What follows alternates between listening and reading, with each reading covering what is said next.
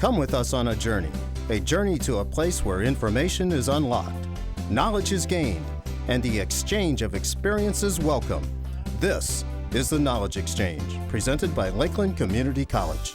I want to first thank you all for taking time out of your busy day today, and especially your lunch hour, to come hear a little bit more about the United States Census Bureau and the upcoming 2020 decennial census. I am Susan Licata, and I work for the U.S. Department of Commerce, U.S. Census Bureau. I'm also an adjunct instructor here. Wednesday nights I teach. So I've been on faculty for about 5 years now and just love it. So I'm loving my day job, and I absolutely love my night job as well, right here on the Lakeland campus. How many are familiar with the decennial census? Somewhat familiar? Okay. Decennial. Decennial, that's the key.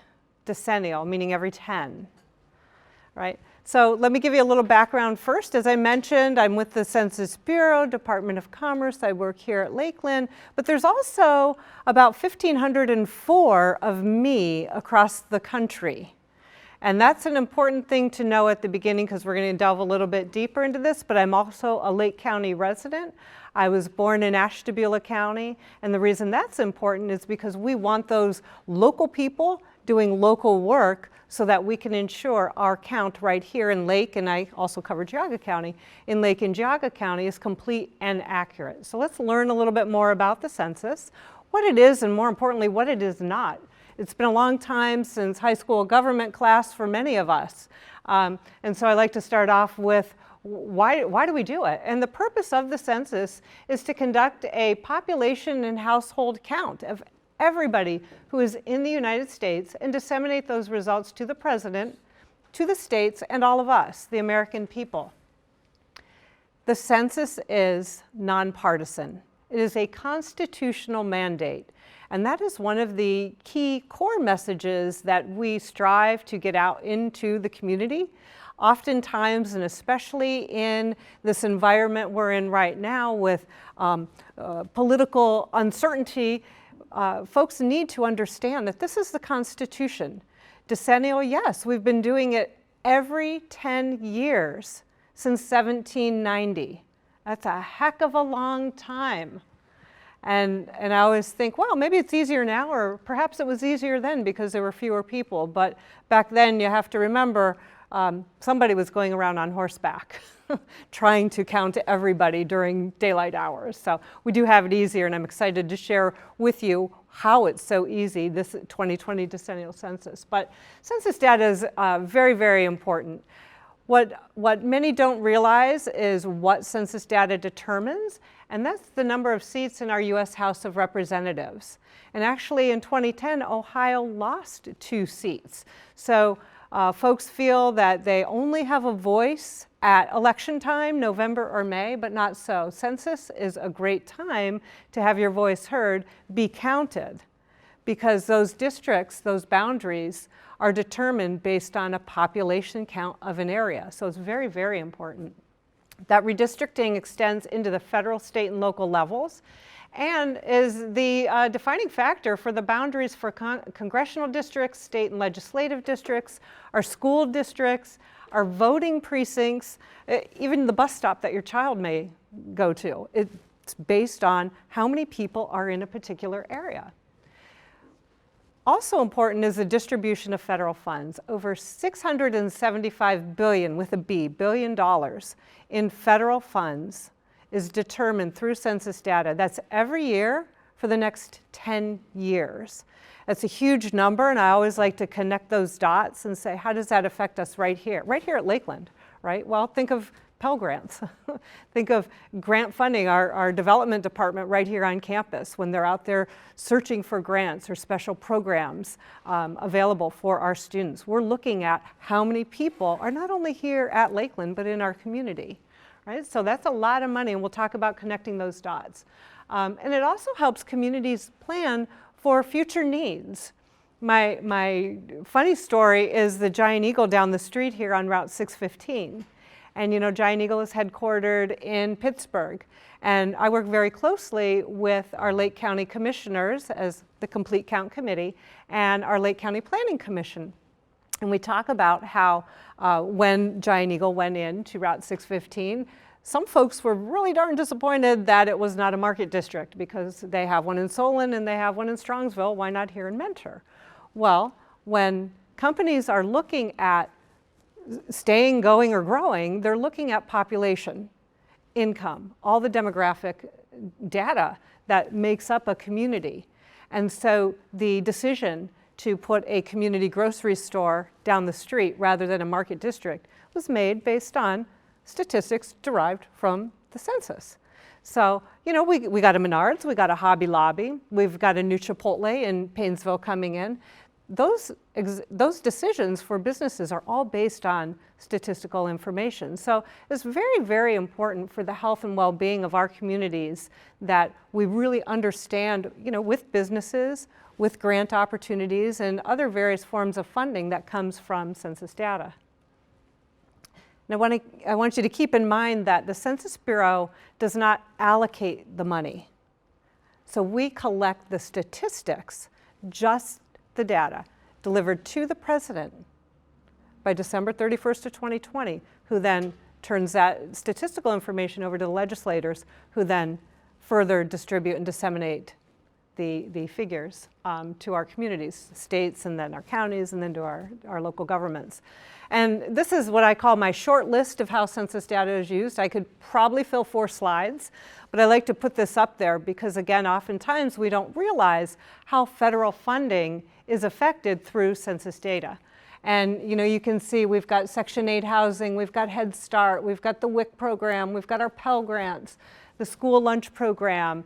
If you have a special needs child, there's programs available for them in school. So programs within our education system. Lake Tran, great friend of ours of the Census Bureau, and I know of Lakeland as well. But again, federal funds, Meals on Wheels. I mean, it spans from the very youngest, our babies, to our seniors in the community. So nobody is left untouched by the impact of the decennial census. And so our goal with this census is to count everybody once and only once, and in the right place. And when I first heard that, I kind of chuckled. I'm like, what do they mean, and only once? But we'll learn about an overcount and an undercount and a miscount of people across various communities and why. What is a hard to count population, and what is a low response score area? And so our objective is to complete the 2020 with the same high quality in comparison to the 2010 design, which was really good, and remove those barriers of response. 2010 was great, but we learned a lot. And as you know, as educators and as staff, employees here, you always come out of a project and you say, okay, what went well? And what can we work on? What do we need to do when we do this again? And so what did we learn from 2010? We had some barriers. We had language barriers. So when we are looking for a complete and accurate response, we want to make sure everybody can respond, not only in the language, but the context of that language. It's one thing to just translate, but to really get the meaning across. Access. Not everybody, and here's a startling figure, not everybody in Lake County has internet access. So census data shows us that 78% of people in Lake County have internet access. Okay, now I'm worried because that's not 100%. So we need to find a way for those folks that don't have internet access to go online and fill out their census, right? Paper and the mailers. So while a good idea at the time, technology was just evolving, but paper and mailers cost a lot of money. That's our tax dollars. So we're looking at, you know, what can we do to reduce the cost of conducting the census? And you can see I make some black and white copies, bless you. But we're not paper heavy. We have a lot of digital files. We have a lot of partner materials that I'd be happy to share with you and send those to you, and you can make and take as needed. Area offices. In 2010, we had many area offices within a geographical boundary for our census workers, kind of like a hub where literature and such would be held. And what we found was we don't need more offices. We need more people. We need more partnership and media specialists across the country to create those meaningful partnerships in our own backyards and talk to people, to get the word out. We don't need the more paper. Distrust in government. It's nothing new. It's ongoing. It continues to evolve. We know that. But we need to educate our community as to who we are and who we are not, and why it's, and it could always sound funny when I say it, why it's okay to trust the Department of Commerce. We'll talk about security and technology. We'll talk about confidentiality and privacy. And then our privacy and confidentiality. We're swimming upstream. It's an ever-changing technological place. But I sleep well at night knowing that the Census Bureau continues to weigh and test our systems so that if everybody responded on the same day, our system could handle it. And it's private and secure. Your responses are private. They're protected by law, and we'll talk about that. And so in 2020, what are we doing different? Language, our 2010 barrier, our top barrier. The census is now available, will be available, in 12 languages plus English. That's both online and by phone. That access includes online technology. So for the first time ever in the history of the census, any of us can respond online. First time ever. 12 languages plus English. There's also additional guidance available in 59 languages plus English, plus TTY and Braille. So we are really trying to remove those 2010 barriers for folks to respond and really help them understand and work with our communities. And that's my little side plea. If we're hiring for language assistant MEs right here in our geographical area.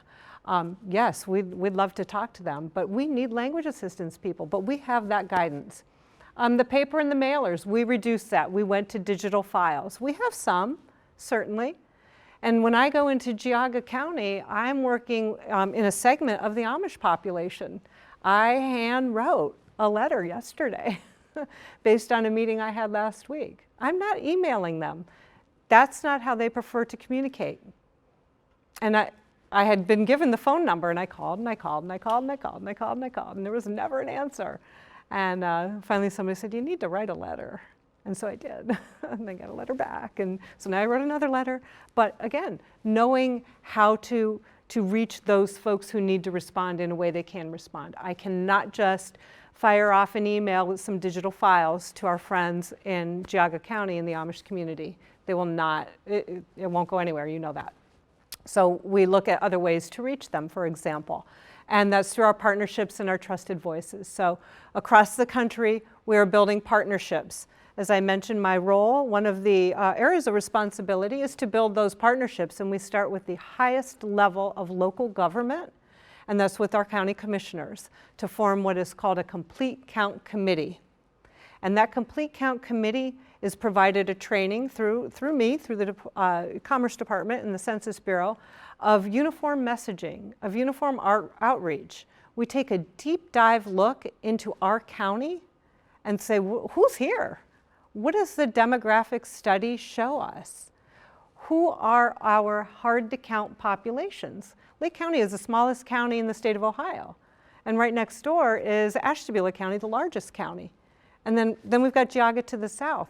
Those are three uniquely different counties, completely different. So I was working the geography that included Ashtabula County until we hired another one of me. And northern Ashtabula County is citywide. Southern, anything south of I-90 is very rural. So you've got your country mile homes and it's just a whole different lifestyle. And then as I mentioned, you go into Geauga County and you have our Amish community. And you come into Lake County and we're different even yet, and we've got a high non-English speaking community to the east of us. So these are all complexities that we have to look at and address from this Complete Count Committee level and say, okay, who do we need to work with? Who are our trusted voices? We don't need more paper. We need trusted voices in those communities to reach those folks. So for an example, here at Lakeland, I stumbled upon Lisette, the Hispanic Leadership Outreach Program Director. And I said, hey, can I have a meeting with you? Here's what I'm doing. She was a little skeptical at first, rightfully so. And we sat down and I said, you know what, Lisette, I sleep well at night. This is a constitutional mandate. We're not ICE, we're not the FBI, we're not the DOJ, we're not law enforcement, nor are we even trained to act in that capacity. As well, we could go to jail. It's a federal offense if one of our census takers were out in the community and saw some, it's not a role. Right? So really sitting down with people at the community level. And so I met with her, and I've met throughout Lake County with other folks who are Friends of Immigrants, Progress NEO, that reach our Hispanic population, our non-English speaking population. And they're now a subcommittee of the Complete Count Committee to help us reach those folks. Because as much as I'd like to think that if I held an info session right here, that they would come, they're not coming. They're not coming. So we need those groups of people, their trusted voices, to help us communicate this message as to why it is so important. And again, identifying those hard HTC, hard to count, and LRS, low response scores areas. And those low response scores are, we have an interactive tool, and I'm happy to send you, as all public, the link to it. It's called ROAM, Response Outreach Area Mapping System. And that ROAM tool is a snapshot of the United States that you can really hone in to Lake County, and then tracts of land, not individual households, but tracts of land that have about 1,000 plus people per tract. And you can see low response areas.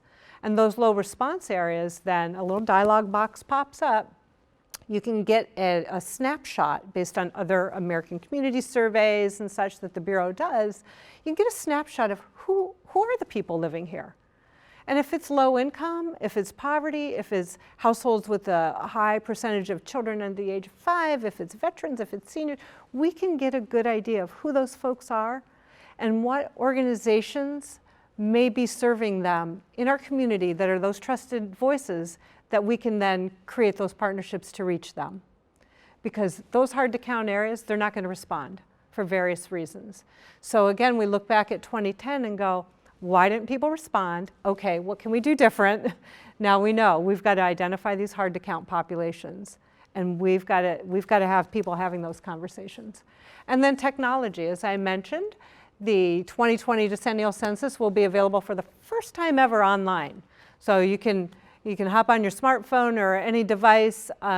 Proud to announce that the American Library Association nationally has partnered with the Census Bureau, bless you, amongst many other Boys and Girls Clubs, many other national organizations.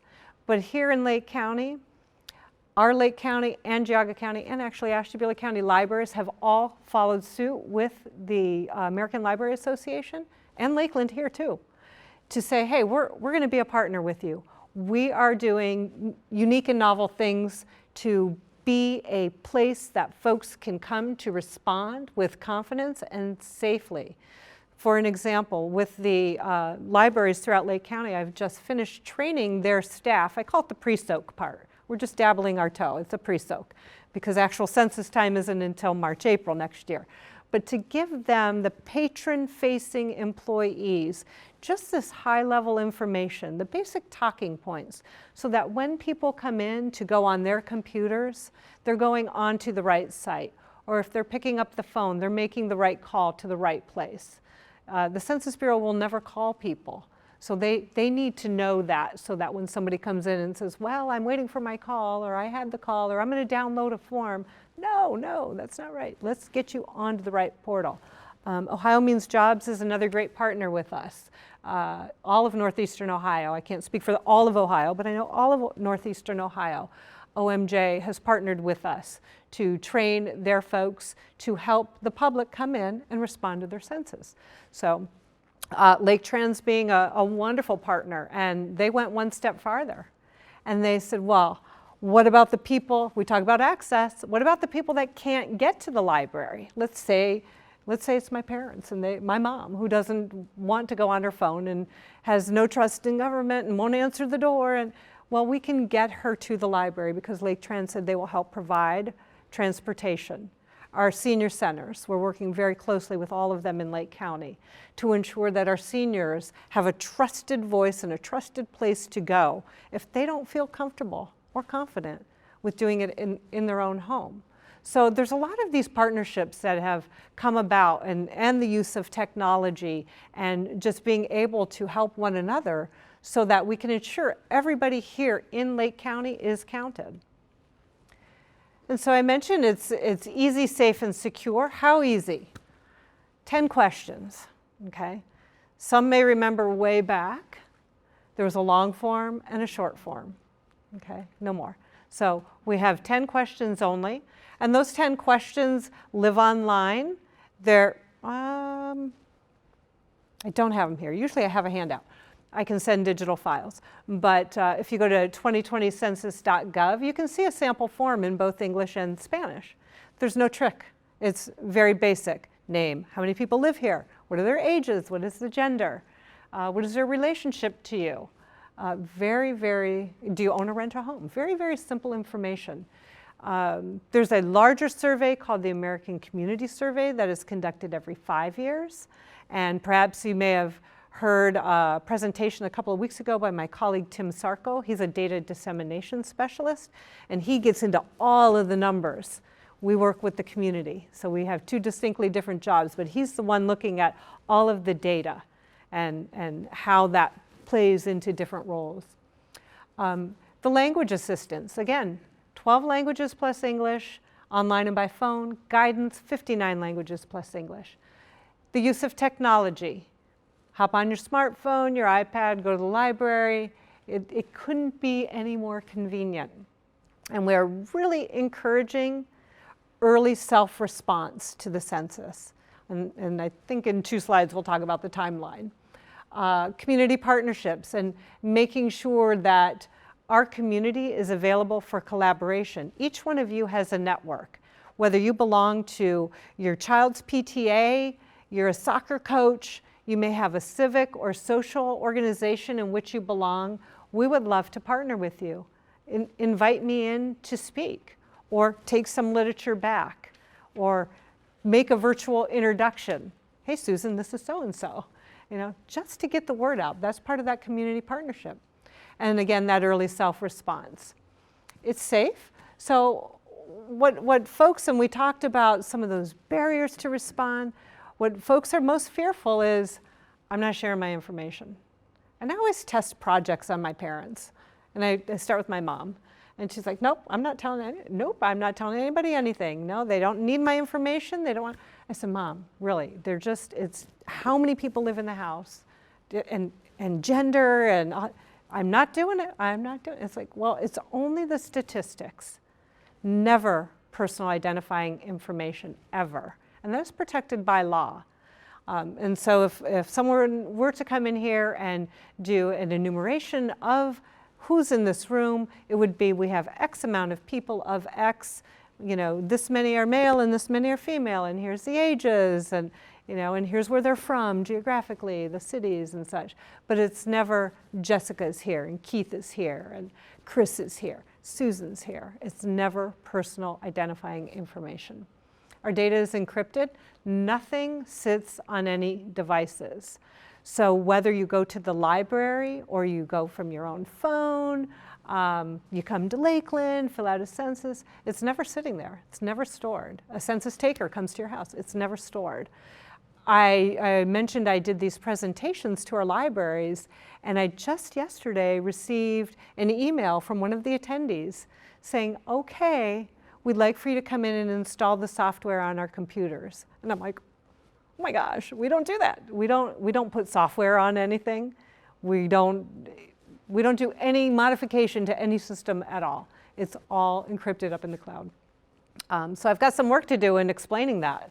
And that's where misinformation goes out there, because I'm sure that person has said to their boss or their IT people, I've sent an email to Census asking them to come install some piece of software, right? So that's bothersome, because we can't have misinformation. And our community partnerships, as I mentioned, like we have with our libraries and Ohio Means Jobs. And those are safe places. Those are safe places within the community that folks patronize that they already have that trust. So it's easier for one to respond if they're going somewhere they are familiar with. And then secure. As I mentioned, the data is encrypted. The use of technology, we're always weighing the system. Our language assistance, and our community partnerships. Again, educating the community about privacy, confidentiality, and fraud, and I will expand on that. And I mentioned our Complete Count Committee. So we invite every one of you to be a member of the Complete Count Committee or a subcommittee. And as I said a few moments ago, the Complete Count Committee is led by actually Commissioner Hamercheck, John Hamercheck, and there are 5 on that committee as its core. And then there are subcommittees. And those subcommittees represent the unique aspects of a county, of this county. So we have our non-English speaking migrant outreach subcommittee. We have an education committee. Ready? I'm ready for any of you to join it, right? We have a government liaison committee. Unique to Lake County, renters. We have a lot of renters in Lake County. So we need people who are familiar in sorts or have an interest wanting to be on that committee so that can help us reach the property managers, whether we're talking somebody's renting a house in Perry or you're in Willoughby and Pine Ridge where there's a couple thousand people. We need all of those renters to know they have to complete their census, right? But part of that subcommittee is helping get the word out. We have digital files that can be sent and just ensuring that, and Keith, we were talking about transitory people, the transitory population, right? There's people that want to be off the grid and under the radar and we need to know they're here. So that's a subcommittee. How are we reaching those folks who are experiencing homelessness? Who are we working with in the community that helps them get along in a day-to-day basis? Because we need to talk to those folks. So our Complete Count Committee, and you're all invited to that next meeting held at the county. It's December 9th at 1:30 at the commissioner's new office, 5th floor. Just shoot me an email or Donna Tyson at the county and we'll be happy. Just show up. It doesn't cost you anything. We have a scribe that will take notes at each meeting. So if you want to be involved, but if certainly you can't make any meeting or every meeting, just let us know. You know, there's always ways that we can stay connected, especially with email and technology and such. But the Complete Count Committee helps us understand our population and how to reach our population, and then get that complete count through these partnerships, through our community, our local government and our community organizations. And why? Because we have an undercount. So in the broad picture, we have an undercount of children which is a big one. Children under the age of 5 are historically undercounted. We don't know why. Could have theories. You know, if you're answering your census, you just figure, oh, they just want adult information, not the kiddos, right? No, not true, not true. So children under 5. Renters, as we talked about, your mail doesn't always follow you. So when that invitation to respond comes in the mail, if you're renting and moving and your mail's not following you, you may not be aware. Because when that invitation to respond comes in the mail, it has a unique number attached to the household. Even if it's apartment 21B, it goes to 21B. It's not coming to Susan. Our non-English speakers across the country, as I mentioned, language guidance. When I'm in Geauga County, and I was just booked for a presentation to their Amish community, and I said, do you need language assistance in German? He said, do you have that? Absolutely, we have that. So I have a colleague across the border in Pennsylvania, because Pennsylvania also has areas of German-speaking Amish folks, and so he's going to come here to help. I can't do it. We have a Spanish-speaking colleague. I've got a colleague in Cuyahoga County who speaks 4 languages, which is representative of the complexity of Cuyahoga County. So, low-income households, again, low response score areas. So those low-income households, for, again, whatever reasons, don't respond. They could be moving around, they could just not understand, They may view their invitation as junk mail. We don't know why, but we do know that they're undercounted or not counted at all. Those in complex households, and more households are becoming complex. So, let's start with families who are split, divorced, right? Children are coming and going. You split time 50-50. Well, who counts? Remember I said counting everybody once and only once? And in the right place? Well, if mom thinks dad's counting and dad thinks mom's counting, yet nobody's counting, now we have a child who's not counted, right? So at minimum, the parents need to talk to each other and say, are you counting on the census? Or the rule of thumb is, where does that child spend most of their time? And if it's a straight 50-50 split, then we say, okay, one parent needs to count the kid. So complex houses. It could be my brother lost his home and he's been staying on my couch for the last 8 months. Now I'm in a complex household arrangement because and his wife is with him too. And they're sleeping on my couch. Technically, they're experiencing homelessness, but they are under my roof. They're not under a bridge. They're not at a shelter, right? So, they count under my household. I need to count them. That's where they spend most of the time. Folks who change their residence frequently are more likely to be missed, right? So if they're always moving around every couple of years, remember the census is every 10 years. So we're only as good as our last data. So the more complex the household is, the greater the risk that there will be an undercount, as well as that confusion and misunderstanding. And that's what we're facing in the eastern part of Lake County. It's a serious, serious issue. But I'm excited that our Hispanic Outreach Committee now has 17 people on it that are just embracing the mission of what we're doing here and really helping us to get our word out. And you can see Lake and Geauga County, as I mentioned, what our top low response areas are and our hard to count areas. It's our households with children. We're working with our schools, and that's from preschool on through Lakeland and beyond into Lake Erie College, to help families, households understand how to count children.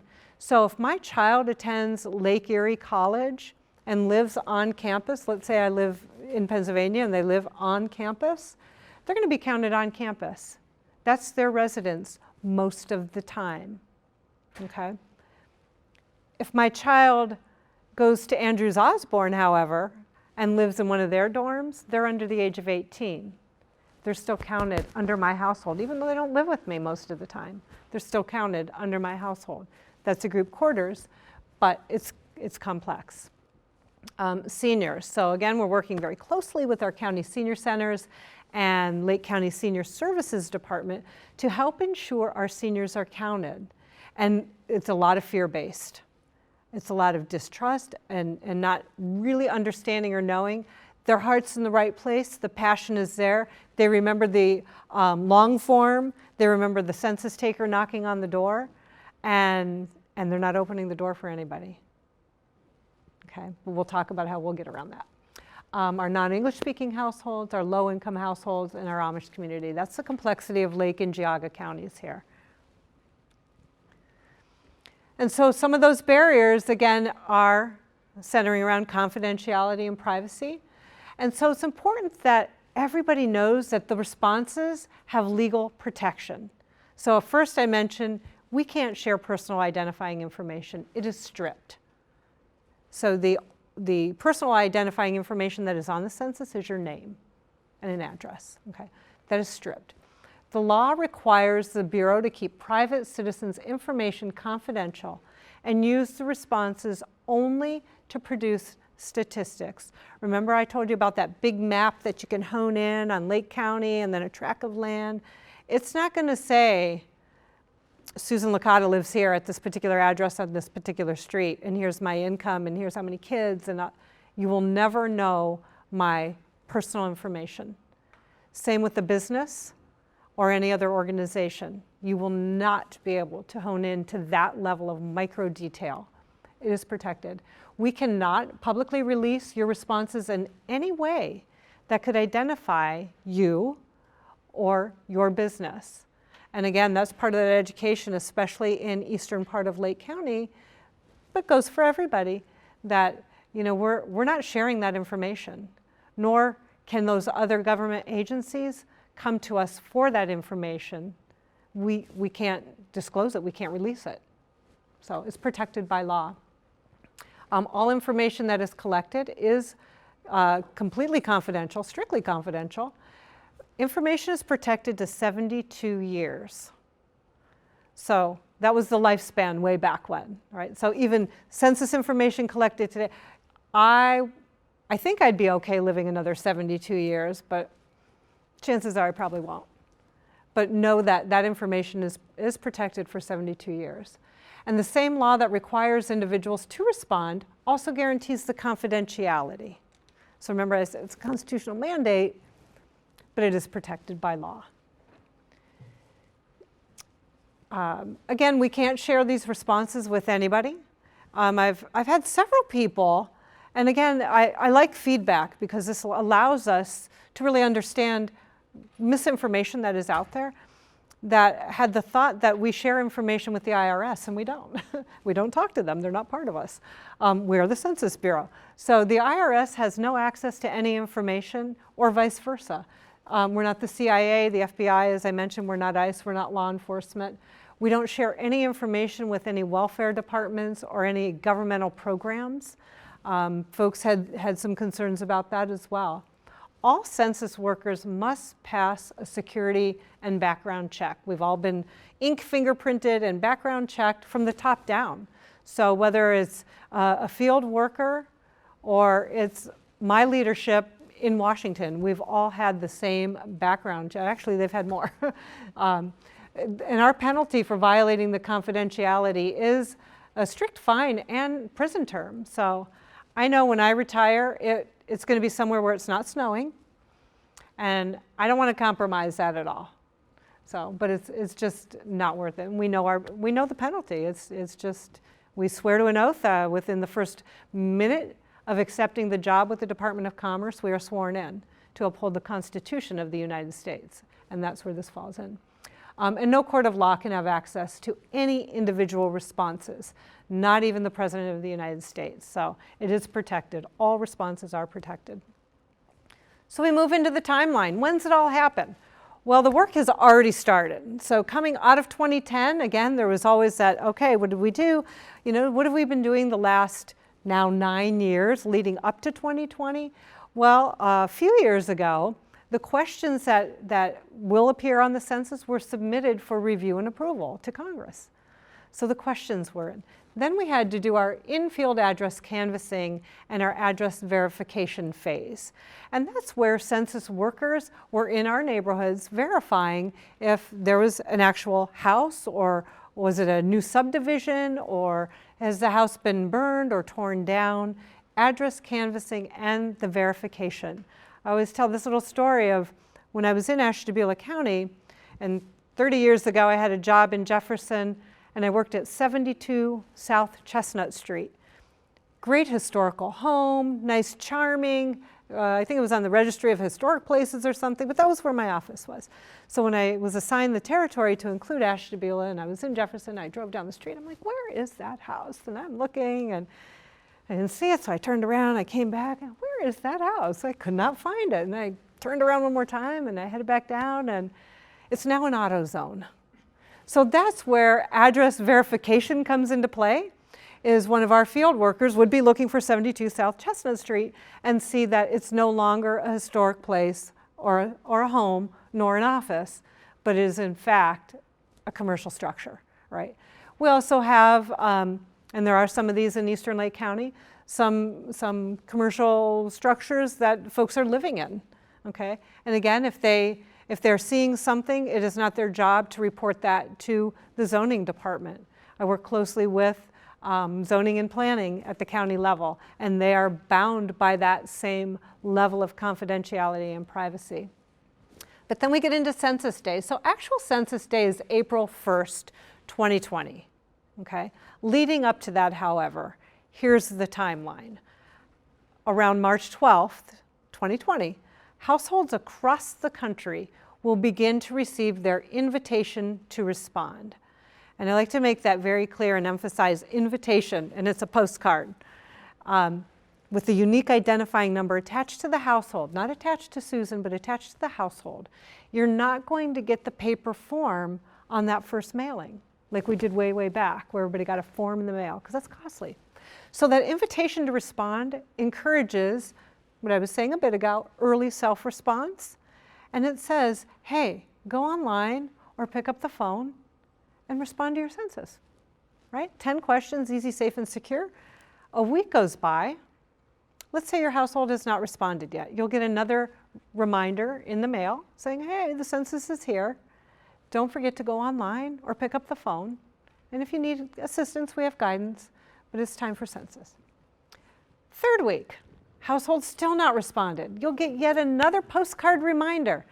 We're encouraging early self-response, so we don't have to keep doing these little postcard reminders, right? Let's say a household by the 4th touch point has not yet responded, then we send the paper form, okay?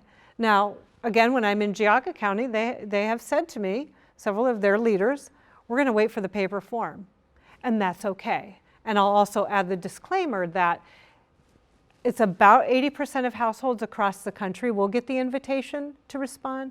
20% will, from the first mailing, get that paper form. And I believe there are certain tracts in Geauga County, they just released the map last week, that will get that paper response first off because they're not internet connected. They have the demographic, or they could be so remote that they would be receiving that paper census form, okay? So now we're into the beginning of April. Let's say your household still has not responded. You've had your invitation, your reminder, your paper form. Now we have our enumerators, a census taker, all right? And I hold that up because we have lots of jobs. And that's, no matter how I say it, it always sounds scary. An enumerator comes knocking on the door, but they're friendly enumerators, and here's why. We're hiring for local people and local jobs. And I've got another slide that I talk about the pay and everything, but we want people that know our communities working as our enumerators. It's much easier if I'm in my neighborhood to knock on my neighbor's door and say, hey, it's time for your census response. Or if I live in Pine Ridge, hey, aren't you the person I park next to all the time? Don't I see you in the elevator? Didn't we see each other at that Giant Eagle that's not a market district? You know your neighborhood. So it makes it much, much easier for that follow-up. So let's say that you still, you're my mother and you shut the door and you're like, I'm not answering, right? So then what do?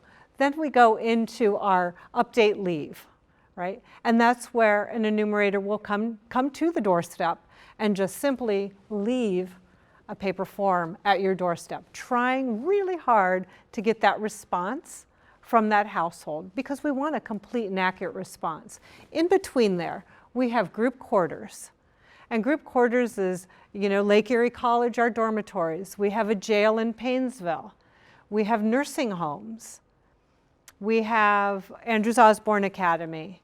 We have residential treatment facilities. We have hospitals. Those are all group quarters. And those are a different type of count, right? So we work very closely with those administrators as part of our census taker positions, that's one of them, to work with them to see in which way they want their facility to be enumerated. Is it a point in time count? Will they be submitting a count, or do we go around and do an actual physical head count? So that's when group quarters occurs. We spoke about internet self-response, and we want that early self-response. The portals, however, and phone lines are open through July of 2020. Then the update leave, again, leave it on the doorstep if you've not responded. And then our non-response follow-up. And that's, again, our census takers. If a household is still not yet responded, we really, really are encouraging our community and our census takers to be out there just reminding our neighbors it's time to respond, okay? So that leads me to recruiting. And I was so excited to have to update this slide today because the pay has enjoyed an increase. So we have flyers in English and Spanish. We have hundreds of jobs in our Tri-County area, all of Northeastern Ohio, thousands in Northeastern Ohio, that are flexible. You can work a few hours a week up to 40 hours per week. temporary, part-time jobs, working for the Census Bureau, weekly pay, paid training, mileage reimbursement. Not a bad gig, not a bad gig at all. And you can see the pay per hour, 16 per hour in Ashtabula County, Geauga 17, 17.50 in Lake, and 15 to 22 in Cuyahoga. And that's depending on the position, because there is a field office in Cuyahoga County in which you could apply for a supervisor position or field worker position or a data clerk. So there's a variety of jobs there. All backgrounds are encouraged to apply. You must be at least 18 years of age and over, have a driver's license, reliable transportation, there's a few other things. You will go through a background check as well, but it's a wonderful opportunity. One application to the portal, 2020census.gov/jobs, puts you in the pool for consideration of all the roles. So then when a recruiter does call you, you have that conversation. Say, you know what, I just prefer to work right here off Lakeshore Boulevard in this particular area or this high-rise location, or, you will work in the county in which you reside. That is one of the criteria. So unless come census time, we're really behind in counts, but you're working in the county and then the area in which you prefer to work. A resume is not required. So it's an application. So that makes it very, very easy. And so we look at, well, how are we going to do all this, right? So community outreach and your support. So the primary goal is to increase participation. It's sharing things that I have said to you today. I don't expect you to remember everything, but we are the resource. I am your resource here in Lake and Geauga County in northeastern Ohio for materials, for talking points, for information, for presentations. We can create outreach activities. We have hosted, right here at Lakeland, we've had hiring events where one of our recruiters has a table set up. And very quietly, they're encouraging at those $16, $17, $18 per hour jobs. Great jobs for college students, for anybody, for faculty, anybody, staff. That's part of that partnership is let's have a hiring event. Okay, the work starts after the turn of the year. Each community and organization considers those relevant factors in their outreach and promotion.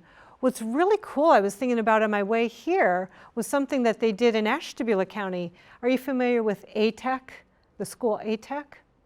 It's a technical school that the high schools of Ashtabula County feed into for technical programs. So, welding and automotive technology, they have multimedia, they have early childhood, things like that. Their multimedia director, we were sitting around the table, I don't know, July, August, September, somewhere around there, brainstorming about just this point. What can we do different? How can we know Ashtabula County has a lot of kids, a lot of students. How do we engage them? Because we found that when Timmy's skipping home with a coloring page, parents are taking notice. They're at least reading it, right? They're not hearing about the census for the first time. How do we engage those older kids? Came up with this idea, Scott Ladega from ATEC, of let's have each school, students who are in the multimedia program at ATEC, create a PSA representative of the community in which their school comes from. They just finished those. There are 9 PSAs. We, the Census Bureau, provided them with web badges and the basic information and talking points, but they had carte blanche creativity. And I'm happy to share those videos with you all. And that's something that could be done here with the graphic design classes, multimedia and such. They have created 9 distinctly different public service announcements that are under 2 minutes long, that have their city managers in them, they have students in them, they have their bus drivers, they have the lunch lady. They are really cool. But that's where it gives it that local flavor. So now, of course, all of these businesses and other entities within those areas of which these schools represent, they're like, we'll play the PSA. Like, yes, that's what we're trying to do. Get the word out in unique and novel ways. And so our next steps, I say to all of you, identify the human and technical resources to successfully participate. If that means you want to sit on the Complete Count Committee or help serve a subcommittee, that would be great. If there's something here that that I don't know about. I've spoken with library, we've done with career services for our jobs outreach. We can do so much more. There is so much more we can do. I haven't even yet tapped Holden Center or our nonprofit department. You know, I know they've got Nonprofit Day coming up, and nonprofits in our community, boy, they're relying on federal funding for a lot of their programs. You can invite me to come speak to your community organizations, your staff meetings. If you have another business that you do business with, I'm happy to meet with their employees. We can host a workshop or a training. You can distribute Census 101 or FAQ information via digital backpack in your classrooms. Newsletters, if each department does a newsletter. I know there's like 30 clubs, groups, and organizations right here on campus. It'd be great to get that basic information out. Again, planting that seed of awareness, because we don't want folks to hear about it for the first time April 1st, right? Take a few minutes to make that virtual introduction. Grab my card, it's right here. I'm happy, I talk a lot. You don't have to twist my arm. So I'm happy to have the conversation, and I'm very mobile. I'll go meet anybody, anywhere. Operational support, space that can be used for testing or onboarding. You could provide lists if you do business with other entities, and that could be any type of list, anybody that we should know, anybody that we could email digital information to. We don't share lists. You can help us promote the job opportunities. You can follow us on all of the social media on the Census Bureau sites. If you have a newsletter, you can link right over to the Census Bureau newsletter sites as well. And if you hear of any rumors, such as that I wouldn't say that what the library lady said was a rumor, but misinformation. One of the rumors that we've heard about lately is a form coming in the mailboxes across the country that look like the census form, but it's really a political mailer. Okay, that's misinformation. Because again, folks that don't know, we're in trouble. They're going to be either giving out personal information or money, or that's not us, right?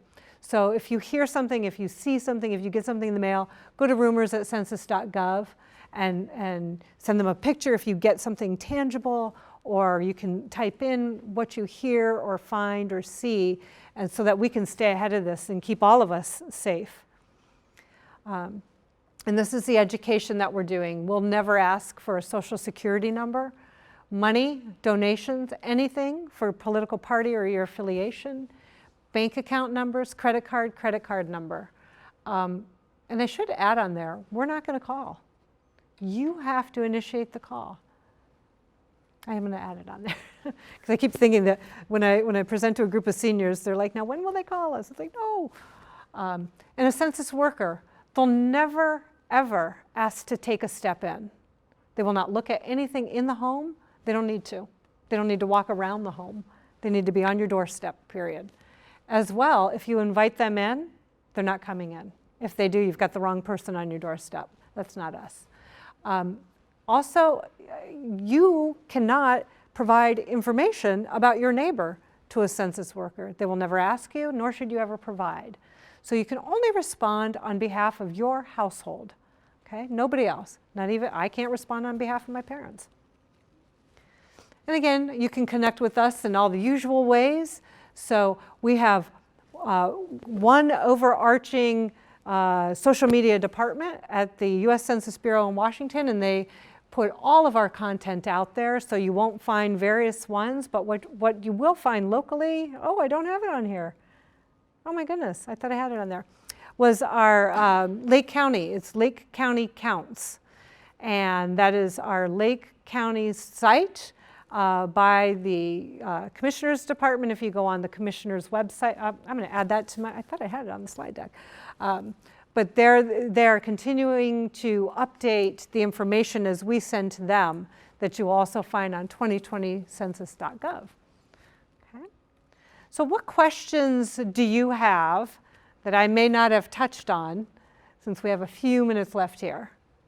Like, how do you know that there's an undercount for non-English speaking kids under 5, how that was determined? Sure. So that's the collection of many of those surveys that are conducted through the Census Bureau, but again, also working with our local communities. When I present with the county, it's a very interesting fact that Dave Radacki from our Planning Commission presents, and he says the undercount of 2010 equates to the number of residents right now in the city of Mentor. It's like 44,000 people that were not counted, because the county also has a pulse on how many people and how many are how many are in our schools, and does that number match up with what's being reported on the census, what those statistics show and such. So all of that information does come into play. So that 44,000 was just in Lake County? Yes. Just Lake County. Yeah, that's from the 2010 census. So it's a lot of people. And it's not our report, but Dave will share a report, and I encourage you to come to one of his presentations as well, that equates a dollar figure to every person that is not counted equates to a dollar figure not coming back into Lake County for all of these things we enjoy. So whether we're going to our parks and beaches, or we're hopping on Lake Tran, or we're driving on the road, or we go to bed at night with the assurance that we have well-equipped and staffed EMS and law enforcement, so that if something were to happen, right? I was doing a radio talk show in East Cleveland in October, and they opened the segment with news of the day. And a couple days prior, there was a quadruple homicide, not too far from where we were. We were deep in the inner city. And they said, so Susan, what do you think about that? I said, they were also talking about the need for more police officers, because we got to keep our streets safe and our children safe, and there's a school across the street. I said, well, that's where census data comes into play. Because if our population is showing X and not Y, then we can't have the right amount of police force in our communities, because our population says this, we don't have enough people, right? So we have to keep those things in mind and how it affects us all the time. We also spoke about Breast Cancer Awareness Month, which was October. And again, they said, so Susan, what do you think about that? I said, well, sure, we're surrounded by some of the world's best healthcare facilities right here in our area, bless you. But isn't it nice to know, whether we're in Lake County or Cuyahoga County, that we have a free medical clinic? That's federal funding coming into play, right? So those safety nets are there for all of us. And if we don't need the safety net, as I often hear is, oh, we don't use any social services. It's like, no, it's not that. But we have hospitals, we have our community colleges, right? We have our roads and our bridges and our infrastructures. We have our vibrant community, our Lake County that continues to grow and thrive. And we know some of our neighboring counties are not thriving. Businesses are pulling out. Again, they're looking at population data. And again, we talk about businesses. Is it going to be a Saks Fifth Avenue or a Dollar General on the corner? That's where those decisions are made by business leaders as to what's coming into a community. So it's so important that we ensure that everyone is counted once and only once, and in the right place right here in Lake County.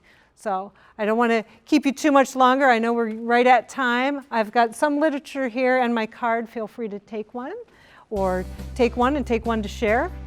That's good too. And if you need additional materials, I'm happy to send you the digital files. Just put a little note on the sign-in sheet and I'll get those off to you. So I thank you so much. This has been The Knowledge Exchange, a Lakeland Community College production.